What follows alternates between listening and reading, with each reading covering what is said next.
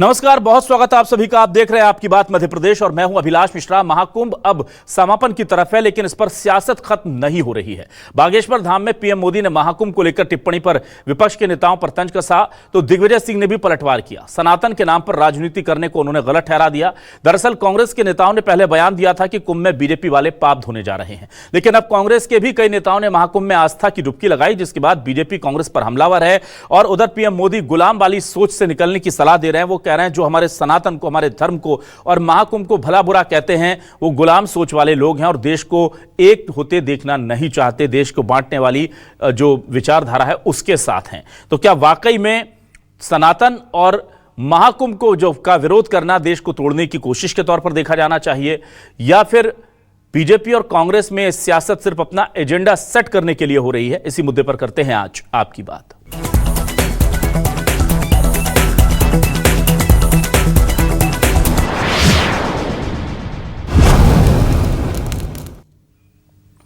और आइए सबसे पहले देखते हैं कि पीएम मोदी ने क्या कहा है बागेश्वर धाम से महाकुंभ और सनातन का विरोध करने वालों को लेकर, और पलटवार में दिग्विजय सिंह क्या कह रहे हैं, सुनिए। नेताओं का एक वर्ग ऐसा है जो धर्म का मखौल उड़ाता है, उपहास उड़ाता है, लोगों को तोड़ने में जुटा है। और बहुत बार विदेशी ताकतें भी इन लोगों का साथ देकर देश और धर्म को कमजोर करने की कोशिश करती दिखती है। तो आस्था से नफरत करने वाले ये लोग सदियों से किसी न किसी भेष में रहते रहे हैं। इस तरह के शिक्षा और स्वास्थ्य के क्षेत्र में गरीबों को यदि मदद करते हुए वे अगर ये ऐसी संस्थाओं में ध्यान देंगे, उसका ज्यादा असर पड़ेगा। और ये सनातन धर्म का राजमार्ग है, नर ही नारायण है, नर सेवा में लगो। ये धर्म का उपयोग राजनीति में करना बंद करो। ये मल मूत्र का अंश जांच में आया है, ये गंभीर मसला है। और 7,500 करोड़ जब बजट में था और खर्च हुए हैं, उसमें सफाई के बारे में ध्यान देना चाहिए था और बड़ी आसानी से इसमें किया जा सकता है। यदि समय समय पर जहां स्नान है, जहां संगम है, उस पर केमिकल्स डाल के उसको न्यूट्रलाइज किया जा सकता था, क्यों नहीं किया गया? इधर बीजेपी और कांग्रेस में इसे लेकर अब जबरदस्त सियासत हो रही है। बीजेपी से आशीष अग्रवाल क्या कह रहे हैं, स्वदेश शर्मा ने कांग्रेस से कैसे पलटवार किया है, सुनिए। मानित भी एक ही मंच से सनातन, महाकुंभ और वो करोड़ों श्रद्धालु जो वहां पर आस्था की डुबकियां लगा रहे थे, ऐसे कांग्रेसियों ने किया था। तो ये सिर्फ डुबकी लगाने से उनके पाप अक्षम्य है। इंडी गठबंधन के अनेकों नेताओं ने सनातन को, कुंभ को अपमानित किया है। तो उसके लिए अगर वो माफी मांगेंगे, उसके लिए वो दंडवत होके अपनी गलती स्वीकार करेंगे, तभी ये कुंभ का जो पुण्य है उनको अर्जित होगा। नहीं तो ये सिर्फ एक राजनीतिक स्टंट, पूरा दिखावा होगा।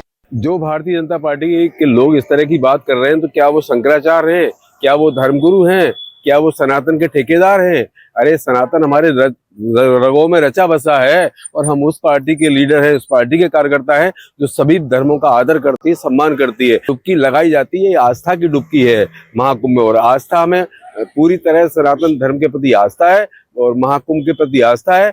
हमारे नेता गए, उन्होंने डुबकी लगाई, हमने भी डुबकी लगाई। तो डुबकी लगाने का अर्थ राजनीति नहीं हो गया है। भारतीय जनता पार्टी धर्म को राजनीति से जोड़ने का काम शुरू से करती रही है और अब भी वो बाज नहीं आ रही है।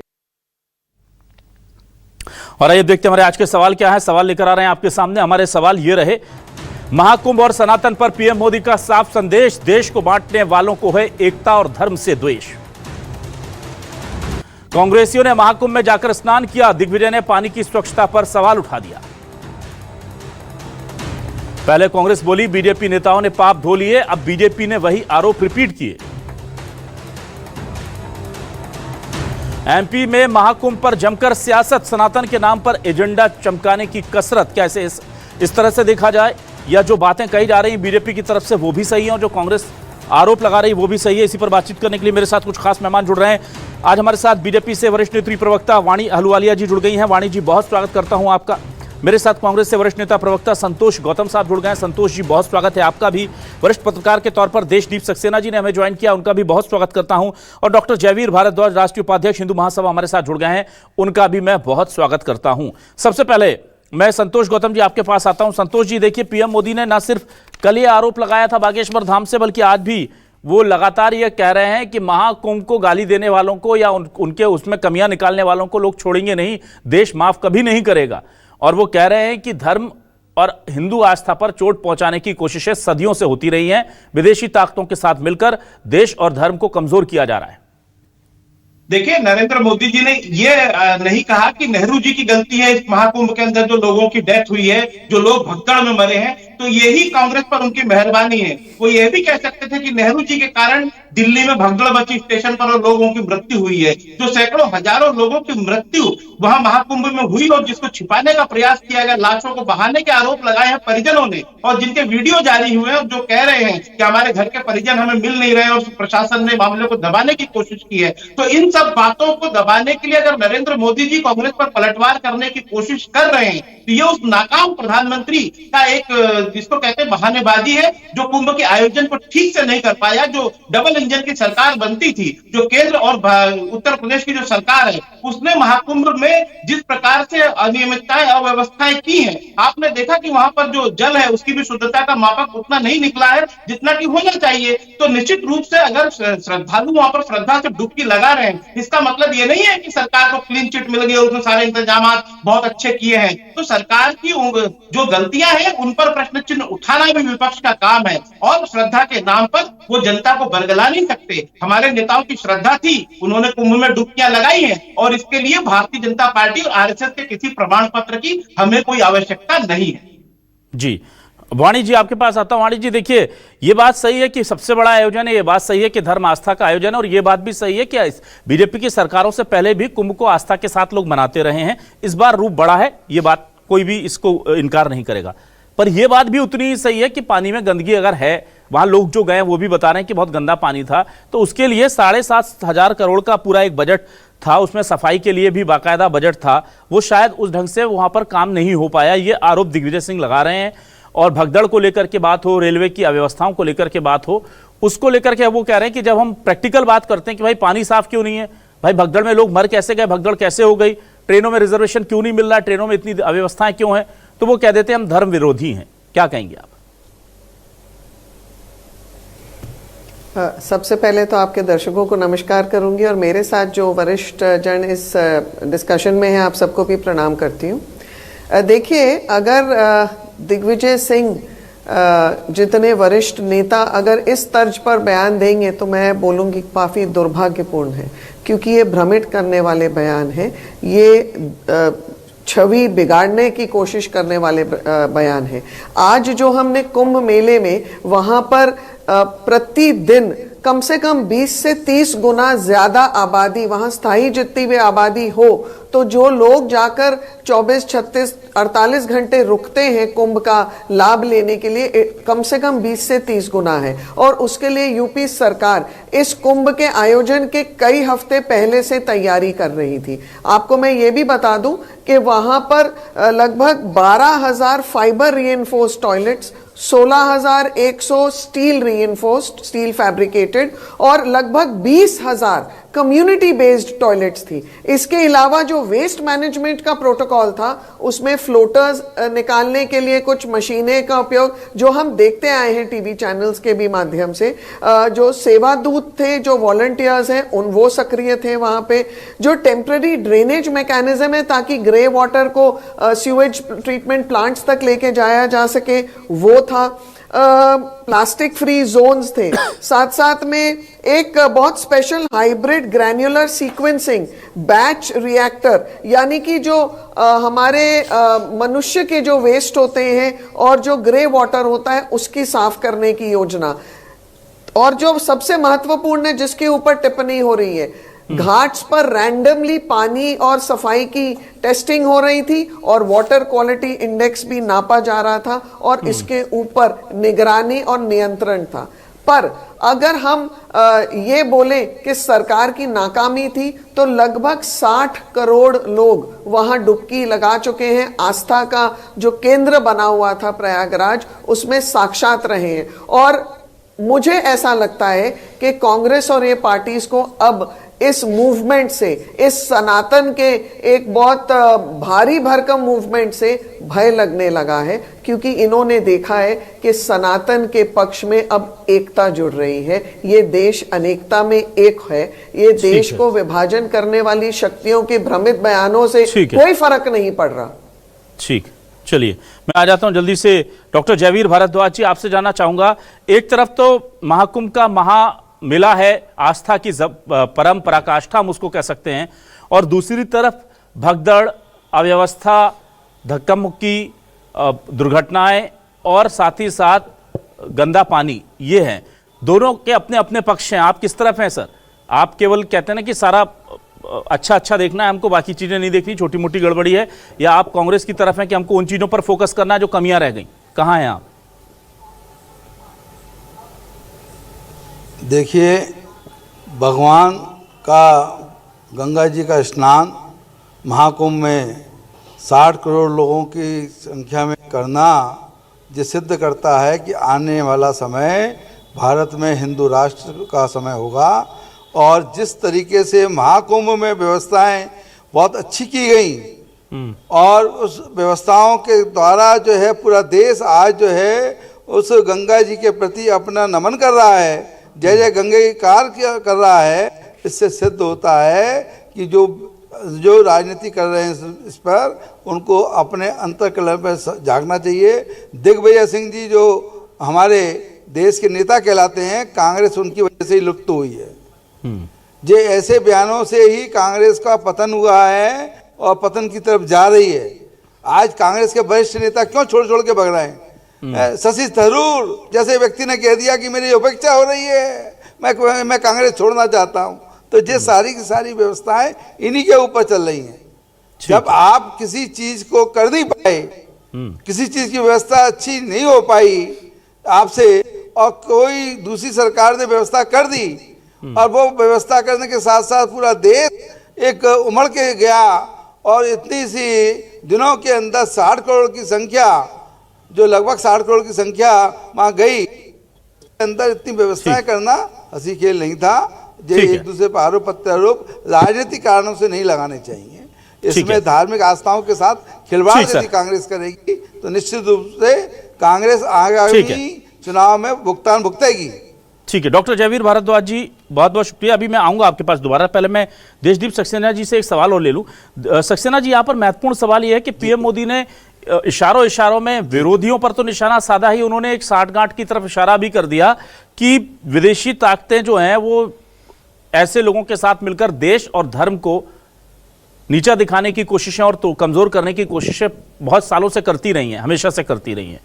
और वो अभी हमने जो यूएस एड का पूरा फंडा देखा, उसको कहीं ना कहीं उन्होंने कनेक्ट कर दिया ले जाकर के महाकुंभ, आस्था और सनातन से।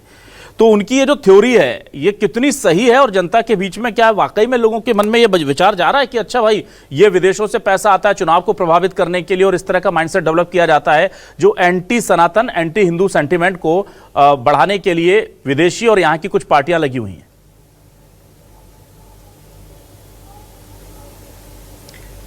देखिए, बहुत सारे इसमें लेयर्स हैं अभिलाष जी इस पूरे मुद्दे में, लेकिन आपने चूंकि मोदी जी के बयान से उसको रिलेट किया है, फिर उनके कैसे उन्होंने जो अभी जो यूएसएआईडी का जो विवाद चल रहा है उसको कोरिलेट करने की कोशिश करी है, तो मैं मान के चल रहा हूँ कि प्रधानमंत्री ने जब ऐसा बयान दिया है तो उसमें कुछ ना कुछ सत्यता हो सकती है।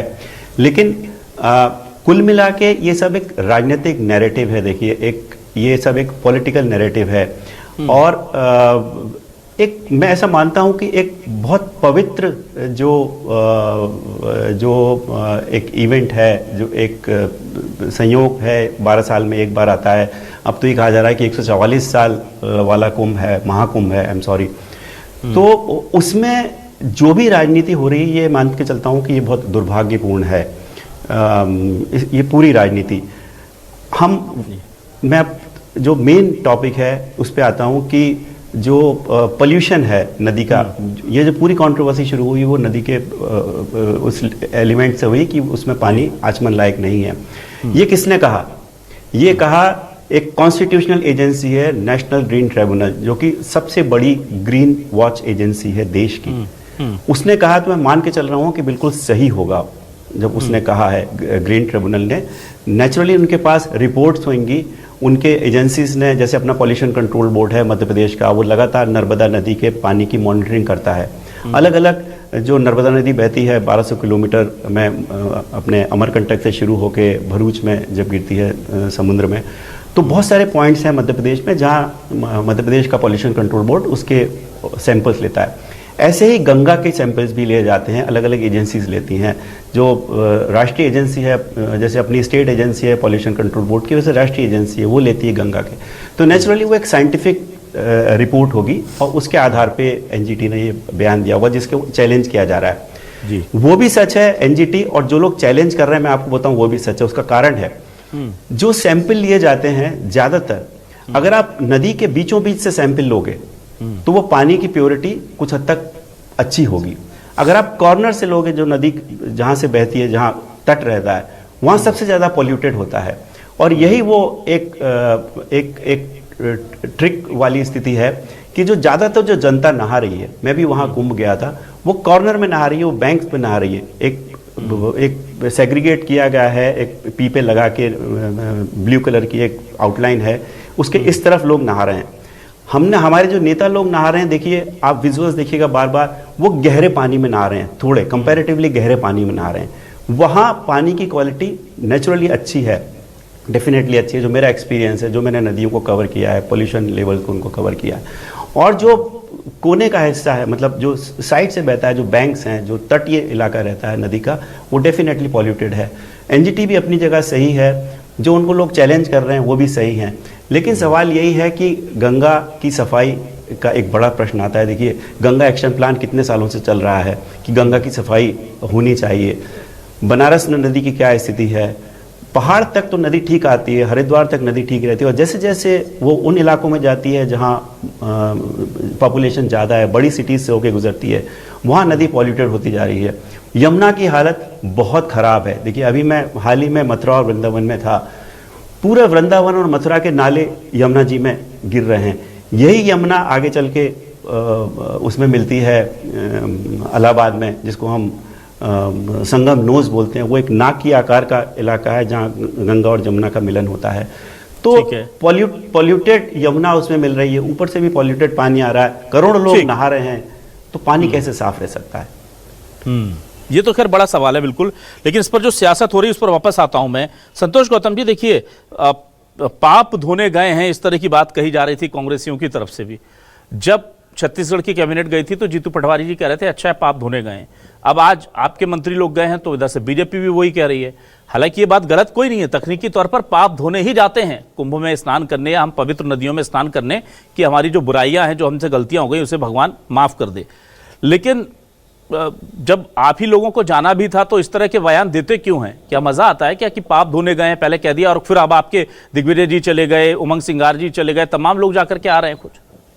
देखिए बहुत अच्छी बात कही अभिलाष जी आपने, उसमें तो हजारों करोड़ों श्रद्धालु वहां पर स्नान कर रहे हैं, लेकिन सभी उसमें से पाप धोने नहीं गए हैं। लेकिन जो भ्रष्टाचारी है, जो लगातार इस देश को लूट रहे हैं, देश की संपत्तियों को अपने क्रोनी कैपिटलिस्ट मित्रों को बांट रहे हैं, वो निश्चित रूप से पापी हैं। तो उनके ऊपर तो प्रश्न उठाए जाएंगे कि अपने पाप धोने जा रहे हैं, क्योंकि जो डबल इंजन की सरकारें बताई जाती हैं, चाहे छत्तीसगढ़ और दिल्ली की मिला ले, उत्तर प्रदेश और दिल्ली की मिला ले, या कहीं की भी मिला ले, काफी प्रदेशों में भारतीय जनता पार्टी की सरकार है। ये लोग कर क्या रहे हैं? ये अपने आकाओं के इशारों पर देश की संपत्तियों को अपने क्रोनी कैपिटलिस्ट मित्रों को बेच रहे हैं, पहली बात। दूसरी बात यह है कि अगर एनजीटी ने कह दिया कि पानी पॉल्यूटेड है, तो उस बात को अगर दिग्विजय सिंह जी ने दोहरा दिया तो उन्होंने पाप कर दिया। क्या वो प्रश्न नहीं उठाएंगे? एनजीटी को भी गलत साबित करिए, एक बात। और दूसरी बात मैं ये कह रहा हूं कि कांग्रेस का यदि कोई व्यक्ति है तो वो विपक्ष का धर्म निभा रहा है। वो जो भारतीय जनता पार्टी का प्रवक्ता है या प्रवक्ता, ये राजनीतिक विश्लेषक के छद्म वेश में बैठे हुए आरएसएस के प्रवक्ता लोग बैठ जाते हैं डिबेट में, अगर वो सरकार का स्तुति गान करें तो कांग्रेस माफ करिए ये करने वाली नहीं है। अगर कहीं कमी दिखेगी तो कांग्रेस बोलेगी कि हाँ पानी गंदा था। अगर भगदड़ मचेगी उसमें तो हजारों मौतें होंगी तो कांग्रेस प्रश्न उठाएगी। कांग्रेस का काम सरकार की चाटुकारिता करना नहीं है, वो जनता के पक्ष में खड़ी है और सरकार के प्रति प्रश्न उठाएगी। तो ये अंतर को समझ लेना चाहिए। हम कोई लेकिन आप समझे, संतोष गौतम जी, आप अव्यवस्थाओं पर सवाल उठाइए। अब वो जो नहाने जा रहे हैं वो पाप धोने जा रहे हैं, इस तरह के बयान देंगे तो फिर आपके लोग भी तो जा रहे हैं। और अभी सीएम योगी आदित्यनाथ ने अब से कुछ देर पहले कह दिया कि महाकुंभ में जिसने जो तलाशा उससे वो मिला, गिद्धों को लाशें मिली और सुअरों को गंदगी मिली। इस तरह का बयान उन्होंने दिया। आप सोचिए, वो कह रहे हैं कि जो जिस भावना से गया। जी देखिए, योगी आदित्यनाथ के बारे में हमको टिप्पणी करने की कोई आवश्यकता नहीं है। वो लाशों पर किस प्रकार की राजनीति खेलते आए हमने कोविड काल में भी देखा है। लाशों से गंगा कट गई थी, लेकिन वो कह रहे थे कि बहुत अच्छी व्यवस्थाएं हुई है, तो इनसे हमको सर्टिफिकेट लेने की आवश्यकता। सुन लीजिए एक अभिलाष जी, एक लाइन और, यमुना सफाई के नाम पर जो दिल्ली का चुनाव जीत कर आ रहे हैं, वो गंगा सफाई के नाम पर अरबों रुपए डकार गए। आप तक उमा भारती के नेतृत्व में गंगा सफाई अभियान उमा भारती नेतृत्व में चली गई, लेकिन गंगा साफ नहीं हुई। ये अपने गिरेबान में नहीं झांकते, दूसरों की तरफ उंगलियां उठाते हैं। तो इनसे हमको किसी प्रमाण पत्र की आवश्यकता नहीं है। दम है तो बताएं कि गंगा सफाई के नाम पर अरबों रुपए जो गए वो कहां गए और किसकी जेब में गए। ठीक वाणी आलूवालिया जी, ये तो देखिए बड़ा सवाल है। नमामि गंगे प्रोजेक्ट देश का बहुत ही महत्वाकांक्षी प्रोजेक्ट था, जिसमें कहा गया कि नदियों को हम बहुत पवित्र और शुद्ध कर देंगे, और वो अपने जो टारगेट थे कहा जाता है उसका 50% भी अचीव नहीं कर पाया। और वो बीजेपी के टाइम में जब पीएम मोदी आए थे तो उनके सबसे शुरुआती अगर मैं बात कहूं कि सबसे शुरुआती ड्रीम प्रोजेक्ट्स में से एक था। तो इतना पैसा, ये 7,500 करोड़ तो सिर्फ कुंभ का है, लेकिन गंगा की सफाई के लिए अब तक दसों हजारों करोड़ रुपए खर्च हो चुके हैं। वो पैसे का सही इस्तेमाल आपकी सरकार में अगर नहीं हो पा रहा है तो कोई सवाल उठाएगा तो क्या वो गंगा विरोधी और आस्था विरोधी और सनातन विरोधी हो जाएगा? नहीं, देखिए, आस्था विरोधी, सनातन विरोधी, कांग्रेस तो निरंतर बयान ही ऐसे देती है। खड़गे जी ने कुंभ के विरोध में दिया था, उन्होंने लिटरली ये कहने का अर्थ था कि it is a waste of time. मेरे को बोलने दीजिए, मैंने आदरपूर्वक आपको सुना है। संतोष जी बोलने दीजिए। आप लोग हमेशा देखिए, आपने सवाल पूछा, उनको जवाब देने दीजिए। संतोष जी, इनको म्यूट करिए। संतोष जी की आवाज दीजिए ना। संतोष जी, आपने सवाल पूछा, ये आपकी निरंतर, आप ही का सवाल लिया ना। देखिए, ये बहुत गलत बात है। नेशनल नेटवर्क के मैं आपको धैर्यपूर्वक सुनी हूँ। संतोष जी, आपका सवाल ही तो लिया है। संतोष जी, मुझे समझ नहीं आ रहा, आप ही का सवाल पूछ रहा हूँ, फिर आप क्यों उत्तेजित हो रहे हैं? आप सुनिए तो उनका जवाब देने दीजिए। वाणी जी कह रही है ना कि क्योंकि ये सत्य नहीं सुनना चाहते। ना ठीक है, आप भी तो आरोप लगा रहे हैं। आप लोग भी तो इतना सब कुछ कह लेते हैं सर। आप अपनी बारी पर कहिए। चलिए ठीक है, वाणी जी प्लीज बोलिए। वाणी जी, आपका समय, आप बोलिए प्लीज। देखिए, हम निरंतर कांग्रेसियों के ये जो बिल्कुल बेबुनियाद बयान है सुनते हैं सनातन के विरोध में, चाहे वो खड़गे जी का हो, चाहे शक्ति से लड़ने का हो, चाहे राम को काल्पनिक करने का हो। तो ये कुल मिला के हो सकता है सत्य बोल रहे हैं दिग्विजय सिंह भी, पाप ही वो धोने जाते हैं वहां पे। परंतु भारतीय जनता पार्टी के अंतर्गत राष्ट्र की सरकार और जितनी प्रदेशों में सरकारें हैं, वो अपने क्रमबद्ध तरीके से निष्ठापूर्वक अपने कार्य में लगी हुई हैं। और ये चाहे गंगा को स्वच्छ रखने का हो, चाहे अन्य किसी प्रदेश में जो नदियां हैं उनको पोल्यूशन फ्री रखने के लिए हो, पर्यावरण से संबंधित जो भी कार्य है ये सरकारें कर रही हैं। और अब मैं दिल्ली के ऊपर इनको टिप्पणी देती हूं, जहां दुर्भाग्यपूर्ण से खाता भी नहीं खुलवा पाए हैं। क्यों नहीं खुलवा पाए? क्योंकि इन लोग की विश्वसनीयता 0/सन्नाटे पे पहुंच गई है। और क्यों पहुंची है? क्योंकि ये निरंतर झूठ बोलते हैं, ये लोगों को झूठ और भ्रम परोसते हैं। दिल्ली की सरकार में आयुष्मान योजना तुरंत लागू हुई है, लोगों को वंचित रखा गया था। यमुना की सफाई तुरंत शुरू हो गई है, यमुना के तट में आरती भी शुरू हो गई है। तो हम आस्था सफाई, गंगा जी का नमामि गंगे प्रोजेक्ट में बहुत पहले सफाई शुरू हो गई थी। मैं वाणी जी वही तो कह रहा हूँ कि आप गंगा जी को साफ करने का जो वादा किया था वो पूरा हुआ नहीं। का अपमान करते हुए बीच में बोलती है। नहीं ठीक है, चलिए मैं वापस आता हूं जल्दी से। डॉक्टर जयवीर भारद्वाज जी, डॉक्टर जयवीर भारद्वाज जी, आपको दूर नहीं लेकर जाता हूं, मध्य प्रदेश की बात करता हूं क्योंकि मैं नर्मदा जी के किनारे से आता हूं। मेरे शहर का नाम पहले होशंगाबाद होता था, फिर हमारी जन भावनाओं को ध्यान में रखते हुए उस शहर का नाम, उस जिले का नाम नर्मदापुरम कर दिया गया। बहुत खुशी हुई। नर्मदापुरम इसलिए किया गया क्योंकि नर्मदा नदी वहां से गुजरती है। यकीन मानिए, जब मैं छोटा सा बच्चा था और नर्मदा नदी पर नर्मदा जयंती के प्रोग्राम में जाया करता था, जब से मेरी याददाश्त और पॉलिटिकल समझ डेवलप हुई तब की मैं बात कर रहा हूं, तो उमा भारती जी आई और उन्होंने कहा कि मैं इस नर्मदा के तट पर नर्मदा के जल से खड़ी होकर के लोगों को आश्वस्त करती हूं, ये जो शहर का नाला इसमें मिल रहा है ये हम बंद करवा देंगे, सीवरेज प्लांट यहां लग जाएगा। फिर शिवराज जी आ गए, बाबूलाल गौर जी आ गए, उन्होंने वादा किया, शिवराज जी आ गए, उन्होंने वादा किया। शिवराज जी साल दर साल आते रहे और कहते रहे कि इस साल बस, इस साल पक्का हो जाएगा, यहां पैसा सैंक्शन हो गया है, अगले साल का इस साल पक्का हो जाएगा, हमने जमीन चिन्हित कर ली है, उसके बाद का इस साल पक्का हो जाएगा, इधर जर्मन से एक मशीन आ रही है। ये करते करते 20, 22, 23, 24 साल हो गए। 24-25 सालों से तो मैं सुनता आ रहा हूं सर, वहां लाइव बैठ करके, और उसके बाद मीडिया के जरिए। और आज भी वो शहर का पूरा नाला का जो है वो सबसे बड़े घाट पर जाकर मिलता है, वहां मिलता है जहां पर जो सीएम है या जो मंत्री हैं या जो नेता हैं जो खड़े होकर के भाषण देते हैं, उनसे 100 मीटर के आगे मिलता है। और इतना जरूर फर्क हुआ कि पहले वो खुले में आकर मिलता था, अब उसको अंडरग्राउंड कर दिया, ऊपर पत्थर है, लेकिन आप जाकर किनारे पे खड़े होंगे तो दिख जाएगा कि नीचे से पूरा नाला आकर के मिल रहा है। तो ये तो सच्चाई है, इसको तो स्वीकार करेंगे। अब आप मुझे नर्मदा विरोधी कह सकते हैं, मैं सनातन का दुश्मन हो सकता हूं, पर मेरी मैया के प्रति तो मेरी आस्था है कि मैं तो सवाल उठाऊंगा, चाहे कोई हो। कांग्रेस की सरकार थी तब भी पूछता था, अभी भी पूछता हूं कि ये जो नदियों की साफ सफाई आस्था जिसको मां मानते, विदेशों में जो कहा जाता ना कि नदी को नदी मानने वाले, थेम्स नदी सबसे ज्यादा दुनिया की प्रदूषित नदी थी। सरकार को लगा कि इसको साफ करना है, उसको साफ ऐसा कर दिया गया कि आज उसमें आप एक सिक्का भी डालते हैं तो आप 24 घंटे में कभी भी उसको देख सकते हैं कि सिक्का कहां पड़ा है। तो एक फोटो लगती है थेम्स की और एक लगती है मेरी नर्मदा की या फिर गंगा की या फिर यमुना की, और लिखा जाता है विदेश जहां नदी को नदी मानते हैं, और मेरा देश जहां नदी को मां मानते हैं और उसके साथ ये सलूक करते हैं। तो आप मुझे बताइए कि इसके लिए भी हम सवाल ना पूछें क्या कि गंदगी क्यों है?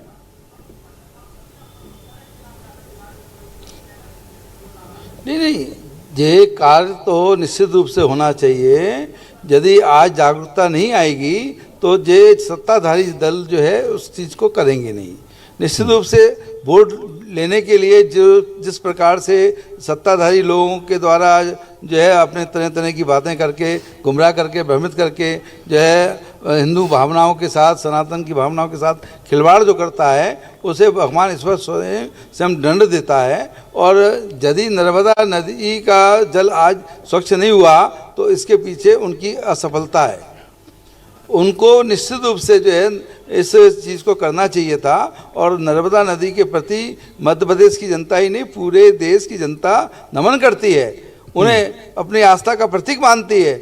इस प्रकार की भावनाओं को लेकर आगे चलना चाहिए। लेकिन जिस प्रकार से एक महाकुंभ में व्यवस्थाएं की गई वो निश्चित रूप से स्वागत योग्य हैं। महाकुंभ की व्यवस्थाएं जहां करोड़ों व्यक्ति आया, करोड़ों व्यक्तियों ने अपनी डुबकियां लगाई, निश्चित रूप से जो है जहां करोड़ों व्यक्ति आएगा जाएगा, थोड़ा बहुत अव्यवस्थाएं हो सकती हैं, लेकिन उसका मतलब ये नहीं कि अपन एक दूसरे को जो है राजनीतिक वातावरण इतना गंदा कर दिया गया है कि जो अच्छे काम करने वाले लोग हैं उन्हें जो है अब दूर हटने की इच्छाएं होने लगी हैं। ठीक है, चलिए, ये जो आपने लास्ट की स्वच्छता का जिम्मा प्रदेश सरकार को होता है, लेकिन प्रदेश सरकार भारतीय जनता पार्टी की सरकार होने के बाद भी उस कार्य को नहीं कर रही है। उसे तुरंत इस पर जो है अमल करना चाहिए, नहीं तो इसका भी खामियाजा जो है आने वाले समय में भुगतना पड़ेगा। क्योंकि देश के अंदर अब हिंदू राष्ट्र की बात जो है होने लगी है और भारत जल्दी से जल्दी हिंदू राष्ट्र बनेगा, ऐसी हमारी सोच है।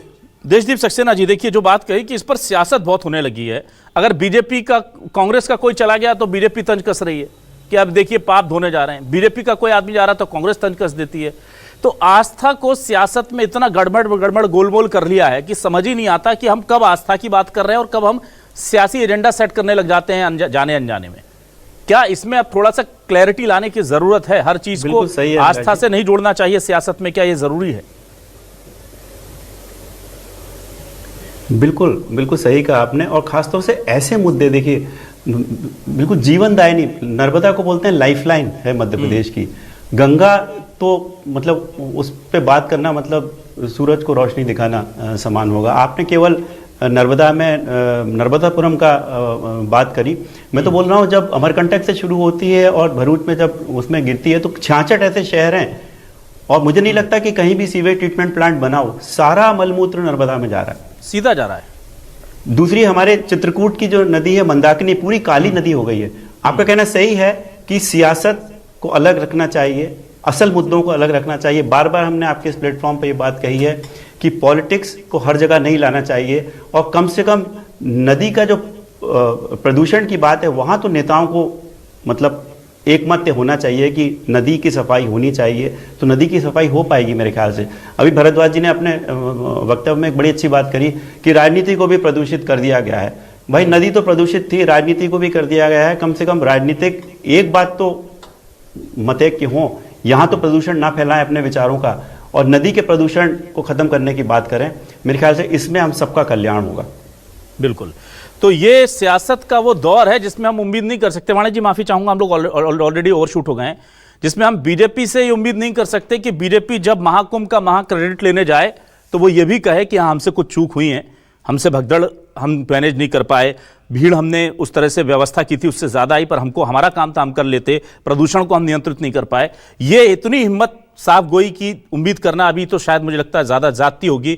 और कांग्रेस और संतोष गौतम जी से भी हम ये उम्मीद नहीं कर सकते कि जब वो महाकुंभ की बात करें तो एक बार दिल खोलकर तारीफ जरूर कर दें सरकार की कि भाई इतना बड़ा आयोजन था, आप लोगों ने इसको किया, उसके लिए आपको हम बधाई देते हैं। तो ये सियासत में जब ये परिपक्वता आ जाएगी, मैं बहुत छोटा हूं आप लोगों से, लेकिन आप लोगों पर कमेंट नहीं कर रहा हूं, मैं हमारे देश की सियासत पर कर रहा हूं कि जिस दिन हमारे देश की सियासत में ये मैच्योरिटी आ जाएगी कि हम किसी के अच्छे विरोधियों के अच्छे काम को अच्छा कहने लग जाएंगे, और ये सभी करने लग जाएंगे, दो चार नेता तो हर पार्टी में होते हैं, पर समूल पार्टी अगर ऐसा करने लग जाए तो फिर शायद हमें लगेगा कि हमारे महाकुंभ जैसे बड़े आयोजनों का कुछ फर्क भारत की इस धरती पर पड़ रहा है, और हमारी गंगा, नर्मदा, यमुना भी साफ होंगी और सियासत भी। बहुत शुक्रिया वाणी अहलूवालिया जी, संतोष जी, देशदीप सक्सेना जी, डॉक्टर जयवीर भारद्वाज जी हमारे साथ जुड़ने के लिए, इस डिबेट का हिस्सा बनने के लिए तमाम दर्शकों का शुक्रिया। नमस्कार।